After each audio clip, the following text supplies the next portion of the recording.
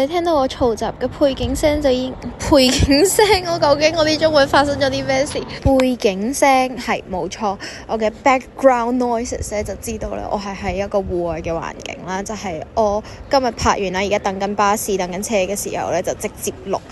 係咪好 productive 咧？咁我一早起身咧，因為見有時間啦，咁就落咗落去食個早餐先啦。但我今次食嘅早餐咧，你哋係會戴啲眼鏡嘅，因為係 milkshake。純粹係因為我 crave 咗好耐，然之後有時間，所以我就容許自己去放縱一下。既然今日都會食好多冇益嘅嘢，咁所以就冇益盡佢啦，係嘛？咁我就嗌咗一個 Oreo milkshake 嚟嘅。除咗個 cream 同埋個 waffle 之外，個 milkshake 咧係超級難飲咯，係超級失望啦。因為以前係飲過嘅，以前唔係咁嘅咯，佢而家變咗咯。果然人係會變，嘢飲都係會變㗎。我哋兩個都係冇食早餐，直接嚟 Brighton 嘅啦，因為要留翻個胃喺呢度食美食。咁我哋咧就嗌咗一碗牛腩河 share 啦，跟住小籠包同埋奶黃包。3、2、1。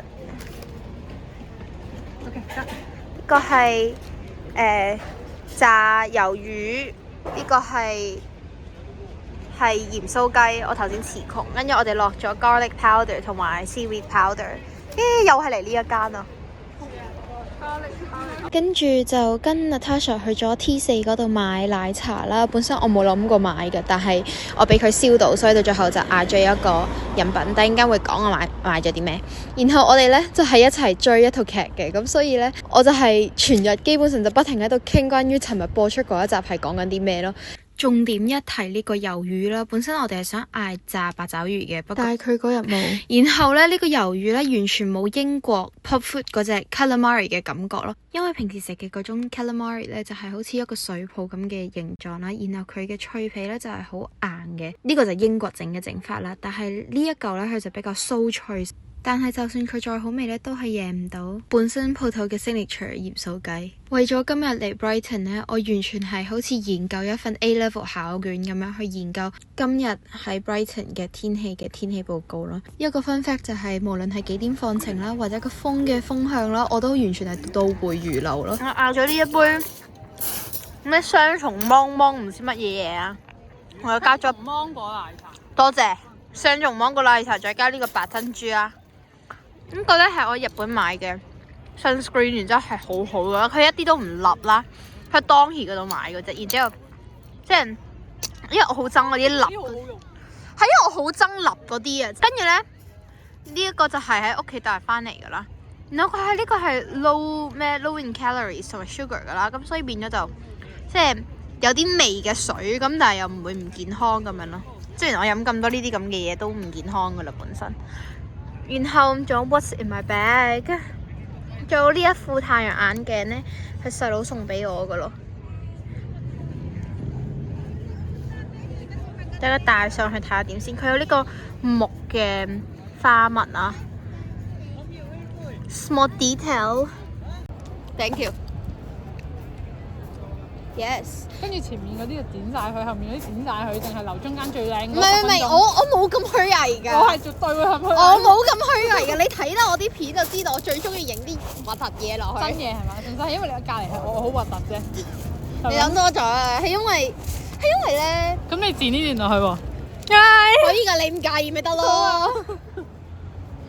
完全錄到我哋勁嘈咯，係咯。係，同埋有少少咧，我自己剪片咧，我覺得我有少少耳鳴，職業失聰咧，我完全有少少嗰種 feel 咯。因為覺得自己好刺耳啦，係嘛？即係我覺得自己把聲原來係貫穿人哋嘅耳膜㗎。但係我同我個 friend 傾偈啦，然之後傾偈嗰啲內容，我覺得係即係少少係因為我同我嗰個 friend 3年冇見啦咁樣，咁所以有少少嗰種即係你哋而家上堂係點樣嗰啲咁樣嘅嘢，咁我就覺得講嘢啦，係可以，即係冇啲我哋要即係如果我同你講嘢咧就。好嘅，個死人咁樣，咁樣，咁所以我同我 friend 嗰啲內容就可以全部都擺晒落去嘅。播出。但係我同你呢個應該就教咗快鏡啦。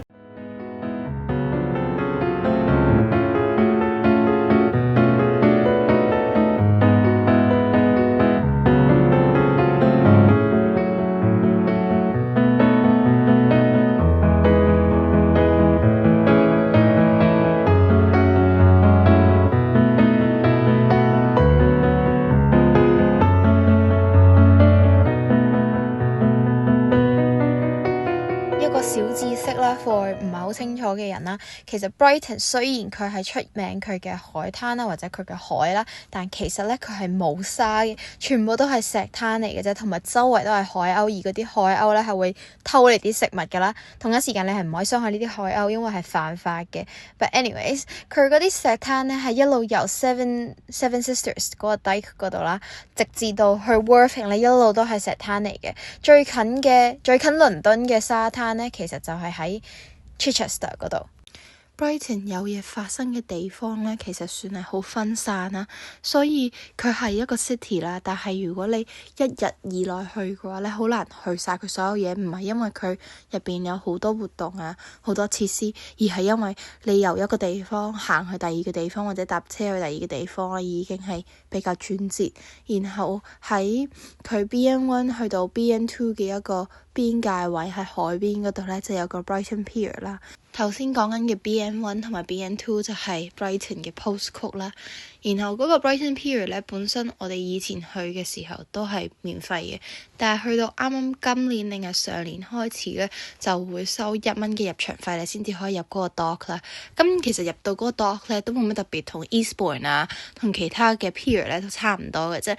咁入面一開始就有啲 arcade 啦，即係有啲好似冒險樂園咁樣嘅室內嘅遊玩設施啦，然之後一出到去咧就有一啲機動遊戲嘅，咁佢有分例如海盜船啊，例如即係比較似迪士尼或者海洋公園嗰啲好 intense 嘅過山車啊，有碰碰車，亦都有啲小朋友嘅跳樓機，好似以前喺香港玩海洋公園，點解突然之間沙聲？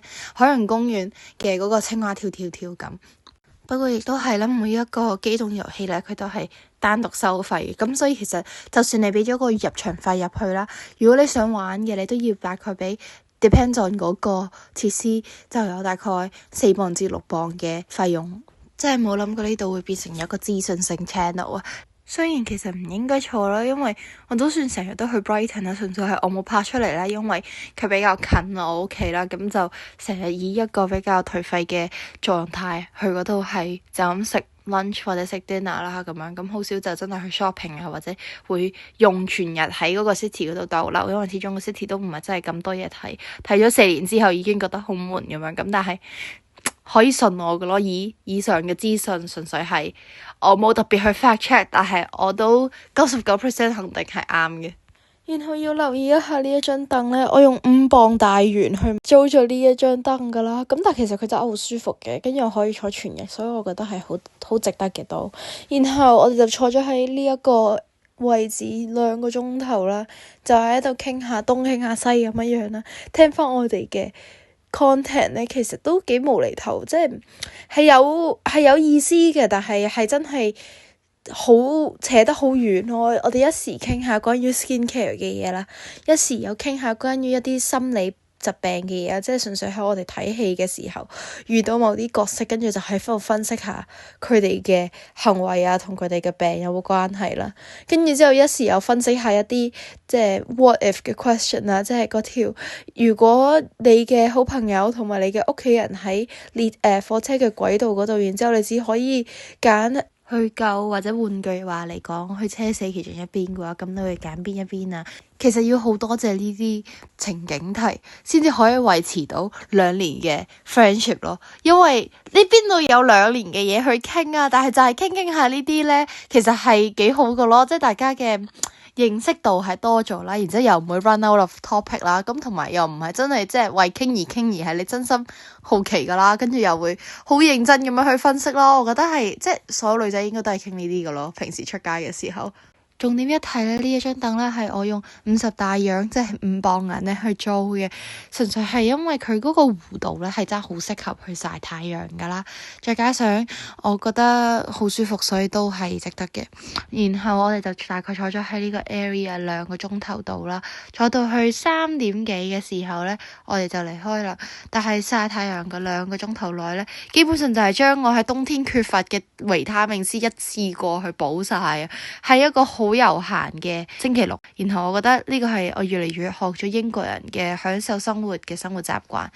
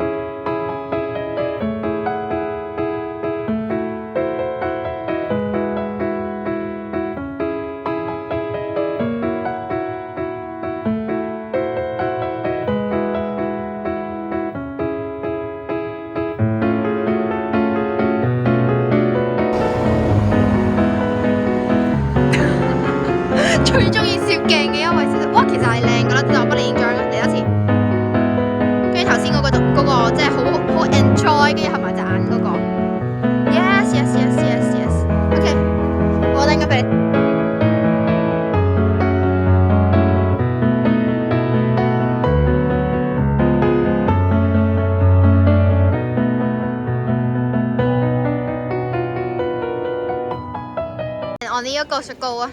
好食啊！好似同你係嗰啲唔可以做飲食節目嘅人咯。好食咯，口感軟滑，軟滑。濃咯。其實我覺得你只係純粹噏得就噏，但係其實未必係真係嗰回事咯。係啊，其實我已經盡量將我可以講到嘅詞語俾晒你㗎啦。OK，呢個係 gelato 嚟嘅 by the way。行下 IKEA，然之後呢個女人好似真係要買傢俬咁樣，又喺度睇，但係其實佢連家都未有。唔好講啲咁傷心嘅嘢。會長嘅。因為 Ritual 度買咗啲嘢。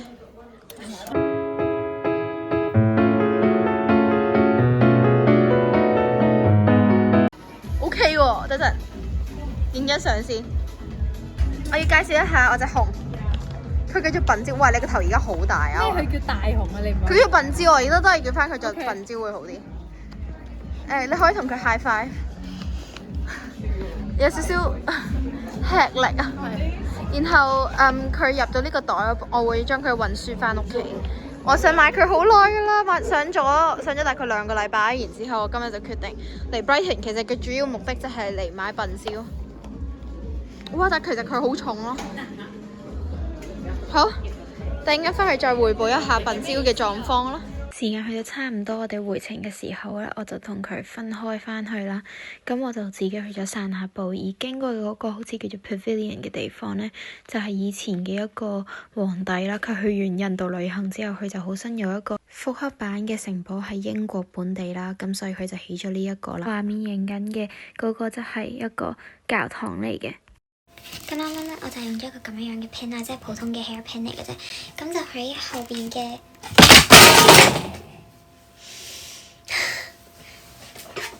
，OK 喺後邊嘅窿嗰度咧，就吉去呢一個板度，呢個板嗰度，跟住咧就會可以將佢哋開到啦，係好簡單嘅啫，所以呢個唔使擔心嘅，呢個步驟好簡單嘅啫，跟住將佢可以打開啦。咁咧佢買嘅時候咧係未有電池住嘅，所以你唔使擔心呢個嘢喐啊或者整爛佢點樣樣，唔會嘅。咁咧就黐喺嗰啲字母嗰度啦，跟住之後就可以 decorate 呢嚿嘢啦，跟住陣間再擒翻個板上去，咁就 good as new but prettier。咁咧而家我嘅任務咧就係用盡快嘅時間去剪呢一堆嘅相出嚟啦。等我睇下邊啲相先。咁我就 print 咗一啲 Cortex 嘅相啦。咁因為呢一個禮物咧係俾 Natasha 噶啦，然之後咧係俾 Natasha 嘅生日禮物嚟嘅。然後 I figure out it would be funny。如果我 film 呢個 process， 因為啱朝早就同佢去 Brighton， 然之後買咗呢樣嘢翻嚟，跟住因為我聽日要溫書，所以就諗住今晚去搞掂佢。跟住但係我 print 啊揀相都已經用咗一段時間啦。咁我所以就要盡快將佢哋剪出嚟啦。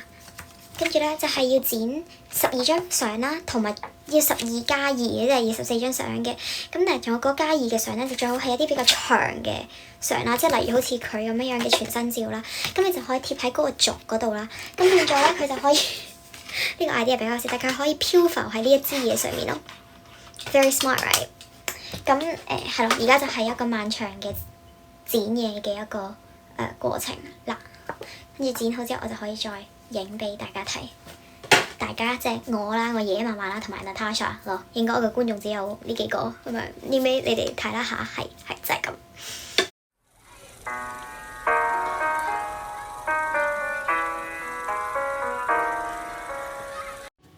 然後咧，我終於都剪好晒啲相啦，就係一個咁樣嘅形態啦。然後咧就要逐個黐上去。我希望我識得用呢一支膠啦，因為我已經超耐冇用過呢啲類似咁樣嘅高級勞作物品。通常喺學校都係用嗰啲低級嘅。記得以前細個有一個講法，就係話呢啲你會黐實咗隻手，然之後你兩塊皮就要切開隻手指，你可以 release 你隻手指，所以搞到好驚咯。哇！我覺得呢張相幾好咯，可以咁樣，即係你直情係拎住咗阿 James， 我覺得 this is a good idea。Right， 將你哋強行分開一陣先。咁而家要將呢個啦，咁呢一個咧就係 for 擺個軸噶啦，呢個就擺喺時針嗰度嘅，因為佢個頭比較鈍啦，即係 no offense，但係所以咧就唔可以 for 啲 accurate time 嗱。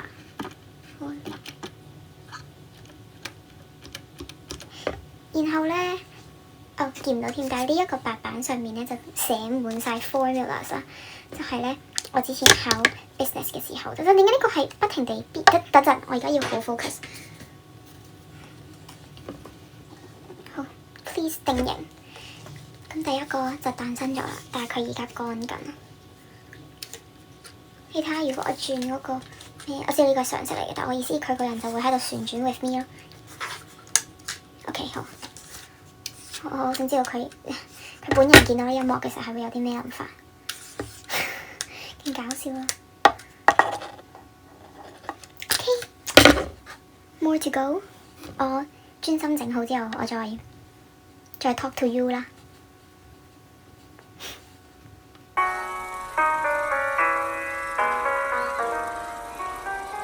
終於都搞掂啦，咁每一個時間都 cover 晒啦，但係咧。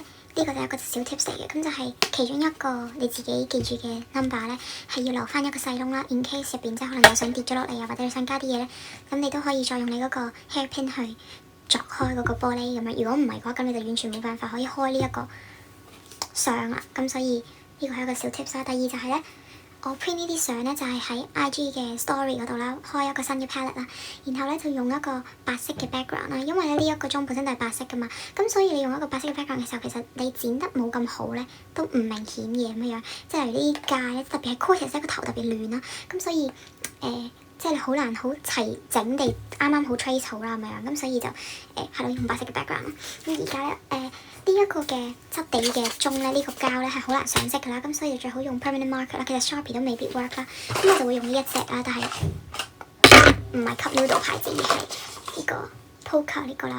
咁純粹係等佢上色嘅啫，咁但係我相信其他嘅都會上色嘅。我覺得反而畫畫先係最難嘅嗰一 part，因為以唔同人嘅方法係有風格係有唔同嘅畫風咯。咁唯一可以講嘅就係我而家會 freestyle。咁開始，好似咁樣。要用唔同顏色咧，就會繽紛啲咁樣。呢啲 basic 嘅嘢就唔使講啦。跟住咁樣就大功告成啦。跟住喺邊邊嗰度寫咗啲字啦，即係去記得清楚啲。呢一個係幾時？即係好多時會好 confuse。然之後我就畫咗唔同嘅 detail，都其實同 Cortez 有關嘅啦。就係呢一個啦，就係 second EP 啦。到目前為止啦，即係今日啦，就係出到去 red 啫。咁成個 EP 未出晒嘅。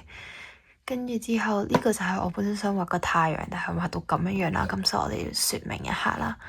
然之後咧 James 呢個樣咧超似嗰啲 British Mean Girls 啦，所以我就畫咗啲 long nails 同埋 long lashes 同埋一個蝴蝶結俾佢啦。跟住就變成咗咁樣咁妖艷嘅一個 James 啦。然之後佢嘅樣我已經係咪叫做 Conho 啊？如果我講錯咗嘅話唔好打我啦。但係即係佢個樣係樣，所以我就寫咗呢啲咁樣嘅 JPEG 啊咁樣嘅嘢啦。然之後呢個就係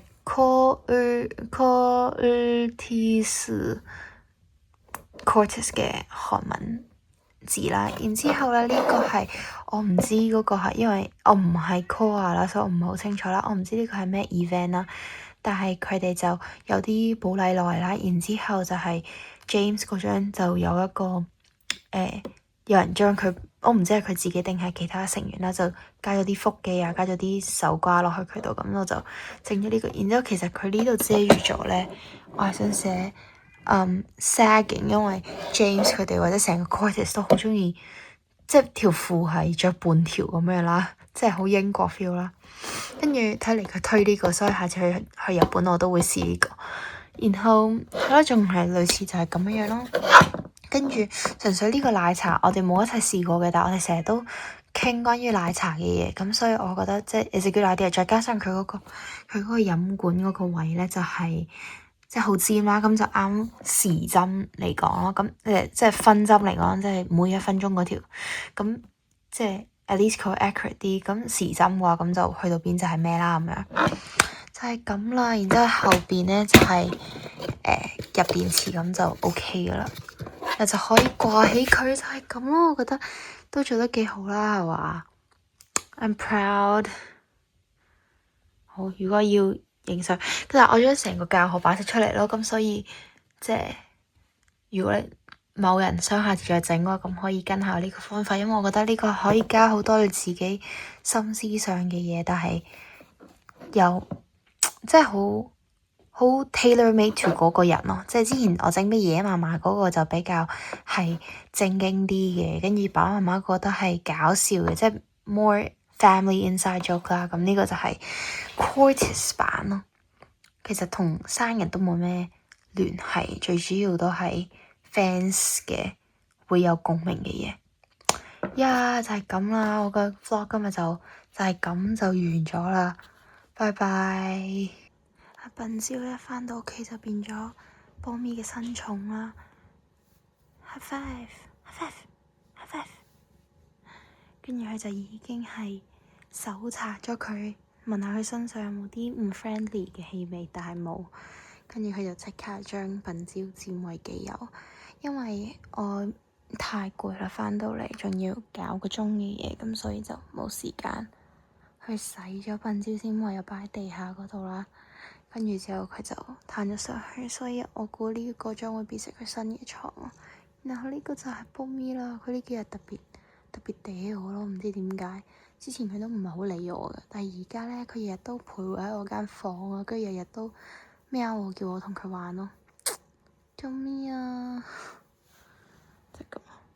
呢100 cm 嘅床對佢嚟講已經係 double bed、double size bed、queen size、king size。